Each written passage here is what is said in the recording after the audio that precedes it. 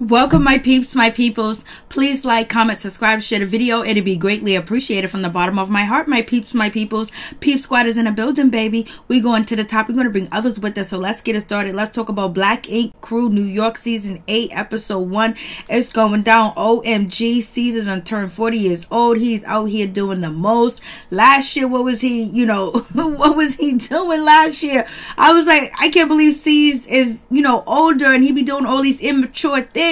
But you know what? He's doing his business. His business is on point. He's opening up shop after shop, and he done brought Puma back into business. But I was just like, yo, when is Walt going to get a promotion? When is Walt going to be responsible for something? When is Walt going to have, his chance to shine? When is he going to get it? I'm just like, what is going on? I was just like, and Kwani is a mess. Kwani is not playing around. She does not like C. She's not feeling C. She's not here for him, especially when she said that, he's sending one of his goons after her. And then, all the situation that happened, Kwani was like, Kwani has said plenty of times that C's had tried to attack her and all this other stuff. So it is what it is. That relationship, I don't know if it's ever going to get better. But C's, if you doing all this big grown man stuff, just apologize to Kwani and say that you're going to try to make it better, make the relationship better, and you're sorry for everything that went down between you and Puma.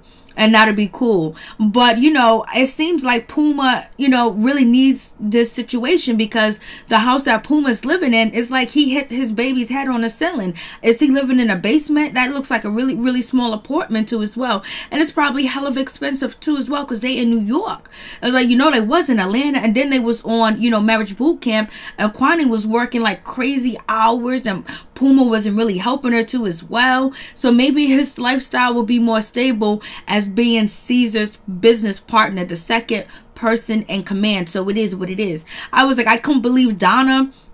She's back at the shop working all them names that Caesar said and did to her, or whatever the case may be. Donna is just, she's just a big old punching bag or whatever, but she's back in the shop. It is what it is. Donna's not perfect. She done some wrong things, but she's back in the shop and working. They all know better not to let Donna go, because she is, she brings ratings to the show. And we see Miss Kitty. Hopefully everything works out with Miss Kitty and her mom. I hope everything works out with that situation, because that ain't nothing nice or pretty to go through at all, point blank, period. So send you peace, love, blessings, and happiness, Miss Kitty. I hope your mom's okay. I hope everything's good, because damn, watching your mom and fighting cancer, that's cold-blooded. Like, man, it's really sad. And then I find out that Young Bae and Rob ain't working out. Wow, what a shocker. They didn't really know each other. And, Bae has some issues too, because of the way her childhood was and how her father was, and then basically fleeing to America, not being around her mom and all this other good stuff. So she needs counseling for that situation too as well. I don't know if she's in therapy. Rob probably needs some therapy. We don't know what Rob's story is, like what he goes through, but I guess Rob lost his job and he got depressed and he took it out on Young Bae. That's her side of the story. That's what she's saying. But maybe he felt worthless. Maybe he felt like, he wasn't doing the most anymore. And then on top of that, maybe Young Bae got tired of taking care of everything. Everything's expensive. They live in New York. She got her own shop. She's working at Black Ink. You think that they'd be able to get along without him working for a few months. But it is, we know Bae has a shopping habit, but she's just saying it's fighting and arguing. They argue and fight about everything, and she don't feel like he loves her anymore. So it is what it is. Sometimes when it's over. Sometimes when to leave. Some people just don't, but it seems like Young Bae do. So we'll see what happens with that situation. I was like, Alex is getting better. You know what I'm saying? Maybe one day he'll be back to tattooing. He's up there chilling, kumbaya. But right now, Kwani is a force to be reckoned with, because she is not feeling it at all. She's telling Caesar how she feels in front of his face, behind his back. She's talking about him and the whole 9 yards. And Sky in her situation with her son, it's so sad to see this about Dez. Sky's accusing her son Dez of being a thief. Maybe she knows. Maybe she got camera in her house, because in her house in Atlanta, but or something like that, or she knows it's missing, or whatever the case may be. She calling him. She's saying that he's on lean and all this other stuff. I was just like, damn. And he's posting pictures of this. He might be influenced by his brother Genesis. Maybe his brother Genesis is like, this is what you don't see, because Dez was really like there, but a lot of people feel like Dez was basically you know, playing Sky for the money or whatever the case may be. Or then, you know, they was just taking advantage. They just saw a gold mine. They don't really got no love for her because she abandoned them their whole life or whatever the case may be. And then only reason why, you know, they was talked about on Black Ink because it was brought up.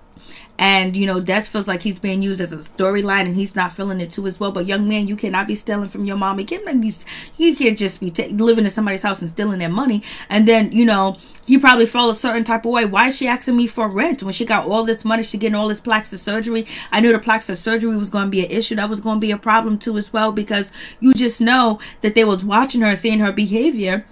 It was like, nah, man, this is crazy. And then, you know, they're probably not, you know, her kids are probably not living wealthy or anything like that, because people were saying where, you know, Sky was filming where her apartment was, they was just saying it was a bad neighborhood or whatever the case may be. So we'll see what goes down with that situation. And Des is probably influenced by his father. He's influenced by his brother too as well. And then he sees what he sees online, and maybe, you know, Sky trying to buy him in the first place, you know, promising him this, promising him that, buying him a car. Maybe she thought that was the best way to do, but the best way to do was to get to know him and understand him and go to counseling together, because Sky does not know how to be a mother. You know, her mother is sick. You know what I'm saying? Her mother has, you know, mental issues too as well. So it's a sad situation, but let's get into it. So let's go. Let's talk about none other than Puma. Puma's back in the shop. He's doing a damn thing. And basically he's happy he partnered up with Caesar. I don't blame him, because that basement apartment that he was living in, it has to be crowded. It has to be uncomfortable. The air has to be bad too as well.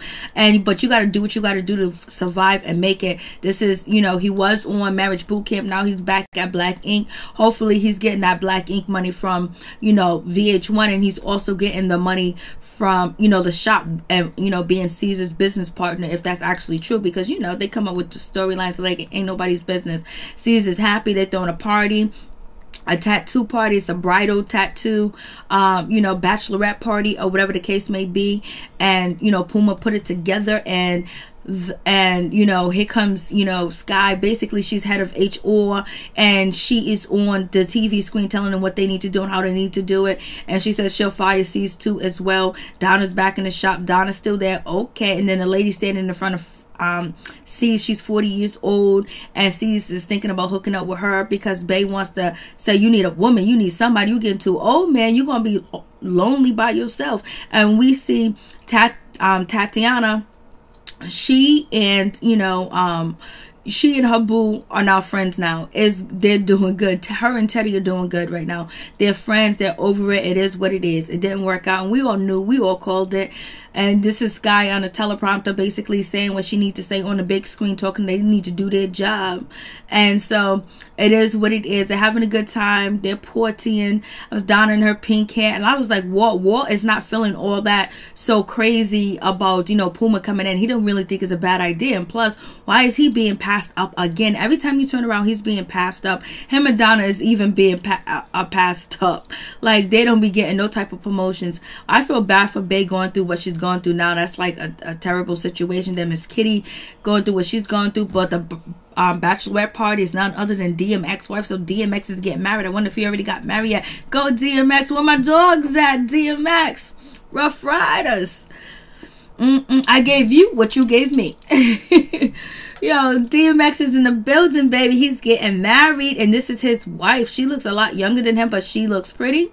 She looks good, and you know what? She's working with a full-grown man with a bunch of kids, and she loves him, and he put the ring on it, or this is a storyline. DMX is back in the building the second time at Black Ink. Hopefully, everything is all good with DMX. I did a few videos on DMX, and he was basically doing fine. He was doing all right, so it is what it is. So, moving on from that, I was like, yay, baby. Go DMX. And then we get on to none other than Miss Kitty. Miss Kitty, no. We get on to Young Bay and Nico. And it doesn't look like the same apartment, but I guess it's the same apartment from last year. And Donna come through. She was like, you can't hold my baby. You can't hold Nico. I was like, come on. I really thought that, you know, Young Bay was serious and she wasn't going to let she wasn't going to let Donna hold the baby. Donna was like, she's thinking about a baby, and Blase the third. Donna, you ain't ready yet. but just don't wait too long or whatever. Work on whatever you need to work on. And so then we get to, you know, Bay's basically going through the damn thing too as well. She was like, Donna, don't have no baby until you ready, girl, because it's a lot of work. And young Bay, she's doing the damn thing on her own. She's been doing the damn thing, but you know, she fell in love. She got married. I never really thought that they got actually married, but they got married or whatever the case may be. And the shit ain't working out because he done lost his job. He done got injured. He done got hurt, and he has to depend on somebody. Rob has to depend on somebody. And basically young Bay is just like, we try to get along, we're not getting along. It's just like, I don't know what it is. Like, she's so hurt about the situation, and I would be too, because she wanted to have an everlasting family that lasts forever. But she did have some reservations about marrying Rob too as well, but she did anyway. She went with her heart and she tried to make it work. Sometimes you take chances and sometimes they work and sometimes they don't. You just have to deal with the consequences at the end, and this is what young Bay's dealing with. So I don't know if her and Rob are actually going to get a divorce, but you know, young Bay mom comes through to the house, you know, later on in the season. But I feel bad because I really thought that they probably might work out, even though they didn't really know each other, and he moved in fast, quick, in a hurry, and he done lost his job. Like, I wonder if, you know, Babe knew a lot of information. Did he know a lot of information about her? I think he knew about her past. So, you know, they just both really needed some counseling and support too as well, because him getting hurt, but at least, you know, they didn't have to pay for daycare, and it probably was too much on him too as well. And maybe he wasn't able to, you know, take care of the baby while he was out of work and hurt, and so he felt probably less of a man too as well, and he probably thought that Bay was treating him less than a man or whatever. And then from there, you know, he goes into seclusion. I think he lost his father or something recently too as well, so it probably all hit him at once, staying in that house or whatever the case may be and feeling helpless, you know what I'm saying? And so young Bay tried to deal with the situation the best way that she could, and she was just like, you know what, I got to move. And so this is, you know, Kwani basically saying she ain't feeling C, she don't like him, she don't trust him. She was like, you know, Puma, you need to do your own thing, you need to build your own business. Why are you over there with Caesar doing all this and doing all that? You could be promoting your own self or whatever the case may be. Yes, the house does look small and cramped too as well, with 2 kids. I know Kwani is stressed out too as well, because she was having a hard time on marriage boot camp with one, and now she got another one, and it was difficult for her to have transportation for her daughter, picking her up from school, dropping her off, and then her getting to work that's on the other side of town. But the situation could have changed or whatever, and then she's gonna play her part, she's gonna play her role too as well. And but basically Puma is like, yo, I'm partner, I'm getting money, baby, I'm getting money. And they're making tacos, they got the bag of cheese on the table, they're drinking canned soda. Shit's hard. And there's Gatorade on the table. It's hard. That's like a cheap meal that you eat. You know what I'm saying? I was just like, yo, they even got they don't even got the organic salsa for the tacos or whatever, you know. So moving on to Puma picked up the baby, hit the baby head on top of the ceiling. He was like, I thought the ceiling was bigger than this. I thought it was taller than this. The appliance in the house look nice, but it just looks really cramped and small too as well. And, you know, Puma ain't that tall. So he just reached his arms up and hit the baby. I was like, dear God. She said, give me my baby. And she's not feeling Caesar. And then we get on...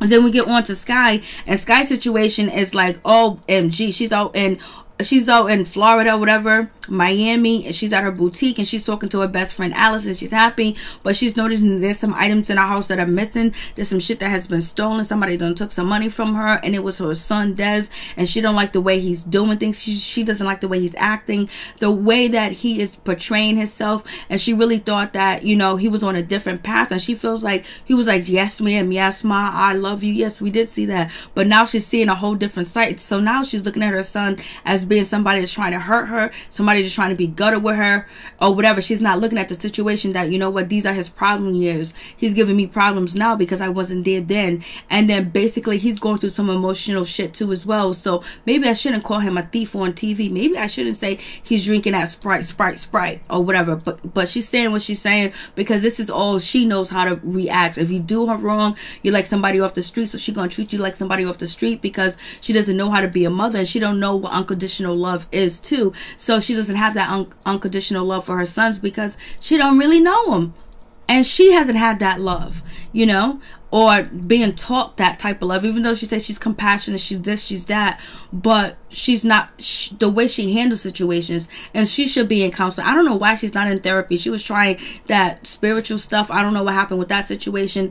Des is online posting all types of stuff, doing all types of things. We got C's out here in the court sitting. I'm glad he's out here in the court sitting, because, you know, C's done got arrested for not having a license or having a fake license, whatever the case may be. I was like, C's, you too old for this, baby. You got too much money. You got too much clout. You can't just get that shit worked out, hook somebody up with a tattoo and get your license, baby. Do you have any other kids? I know you don't owe back child support, because if you did, your daughter wouldn't be on the show, nor would your daughter's mother be on the show. So it is what it is. So C's is having his birthday party. He is turning 40 years old. He's about to be a grown man, and that's his mother.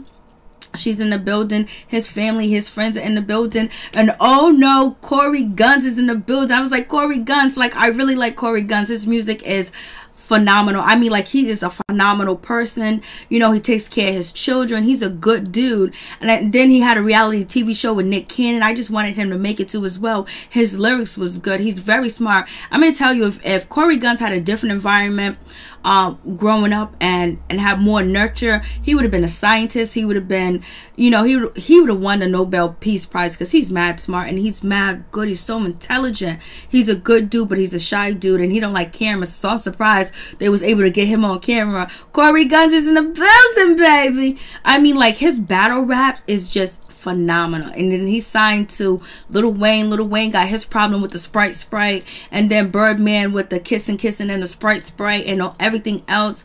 It just wasn't a good look. So hopefully he got out that contract. One day I hope him and Nick Cannon can work together again, because Nick Cannon really had Corey Guns back, but at the time Lil Wayne was the hottest rapper in the game. Lil Wayne had it on lock. He had all types of, like, Lil Wayne was Lil Wayne.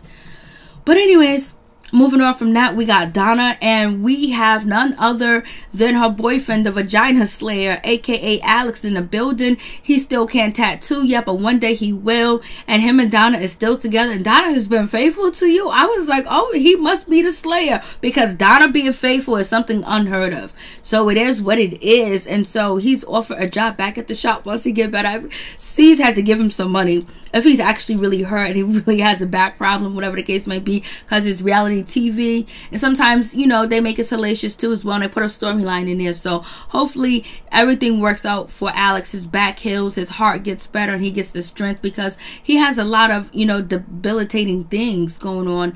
And I know his father was sick. I don't know what went down with his father, and he's trying to raise his son. You know, it's you know.